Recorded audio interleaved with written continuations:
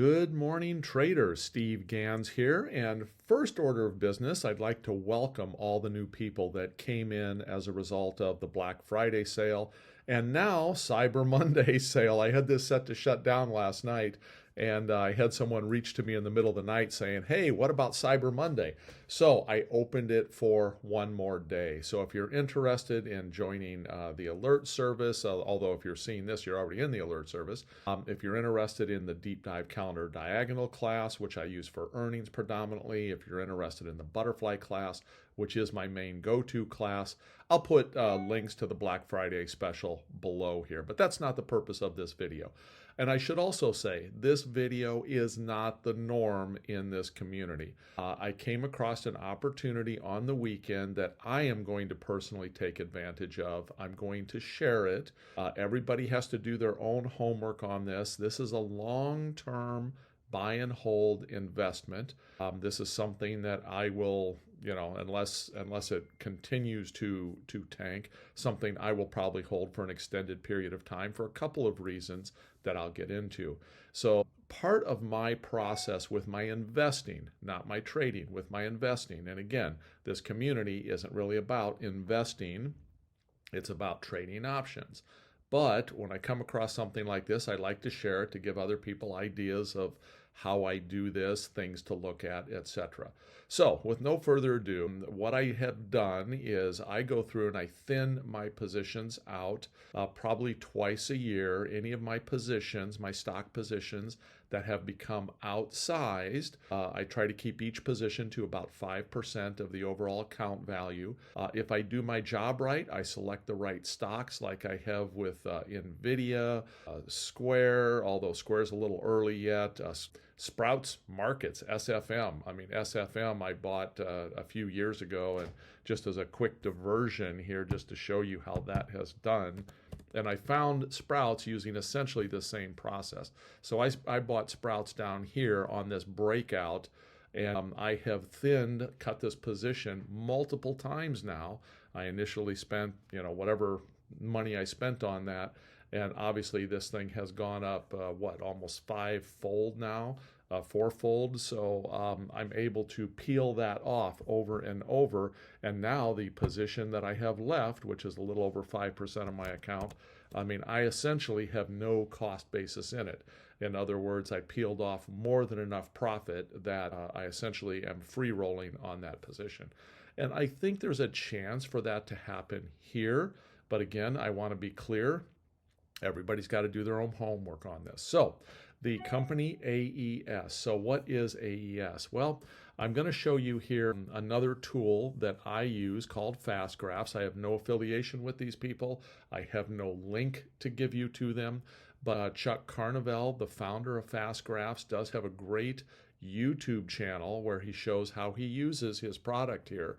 And this is a product more for investing. And the very high level look at this is that this orange line represents fundamentally what should be the fair value of a stock. In other words, what that stock maybe should be trading around given that of the stock's metrics. The fact that this basically boils down to the PE of the stock, the price to earnings ratio. So, and a fair value, most people consider a fair value in a stock to be around a 15 PE, which is where this orange line is drawn. So the black line is the price of the stock. When the stock gets undervalued, you hear people say, oh, this stock is undervalued. That means that it should maybe be trading for more than it's currently trading for, okay? So those, you can see that this stock right now, according to this metric, is very undervalued. Now, another thing I really like to look at here is it has a dividend yield of 5.2%. The stock is so lowly priced right now, and their dividend, which is this white line, their dividend, they've grown consistently since 2012, and it's projected to pay out 5.29%. And so one of the other things I look at in Fast Graphs is, well, just because a company has a good dividend, can they maintain their dividends? So I like to look at their free cash flow. Excuse me, not free cash flow, cash flow. And this cash flow tells me the orange line is their cash flow, the amount of cash the company generates. So in this case, they're generating $3.92 in cash flow, and they're paying out 69 cents a share in dividend. So they can afford to pay that dividend. They can afford to even increase that dividend over time.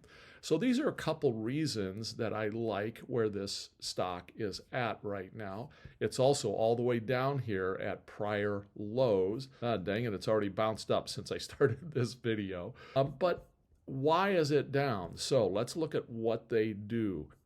So I use AI tools. I go out and I ask, I mainly use like a Perplexity is probably one of the best AI tools I've found out there. It's free, perplexity.com. And I go out and I ask about fundamentals of companies, and many times it will produce some really good information for me.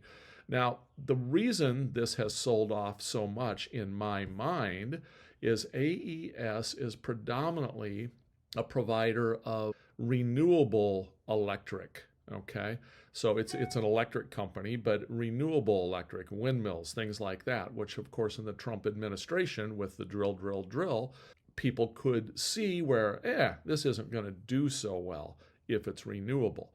However, when I get into researching this a little bit more, I see things like, while Trump is likely to prioritize oil and gas production, it also may lighten up on some of the restrictions on other things. LNG exports, liquid natural gas, is also something AES does. There's a number of things in here that may, in fact, help AES. So I personally feel like maybe some of these things, if you read through this little thing I put together here and do your own research, makes me think that the picture for AES may not be as bad as a lot of people think it is. So as a result of that, because I am fundamentally here at all-time lows in recent years, I mean, I can go back, all the way back here into 2018 is where it broke out and went on these huge runs. And we're all the way back to that 2018, close to those low prices in 2018. So I feel like there's a floor on this stock. I don't think it can go much lower than this, 16 or so range. But even if it does go lower, if it's paying me 5.25% and the company is earning enough money so that that's not in jeopardy, which certainly appears to be the case right now, I don't care. I mean, I'm getting 5 point whatever that was % on this stock while I wait for a potential rebound at some point in the future. So with all fundamental investments, I have to check in on that story every quarter or so, make sure nothing significantly has changed. And so I will be doing that like I do with all of my positions. But for right now, I just thought I would share this that I found over the weekend. I found about 15 or 20 things. This I find one of the more compelling ones. So I'm going to go ahead and start buying into this stock at this point personally. Again, not a recommendation, more of just an observation to share with people so that they can maybe do their own research. So again, this is not normally part of this service. But in my trading and investing life, if I find things that I think might be able to help others, I want to share them. So take this as what it is, just something to look into further. So I will look at opening a new trade probably later today, possibly tomorrow morning.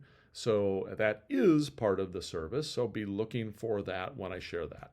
Take care, everyone.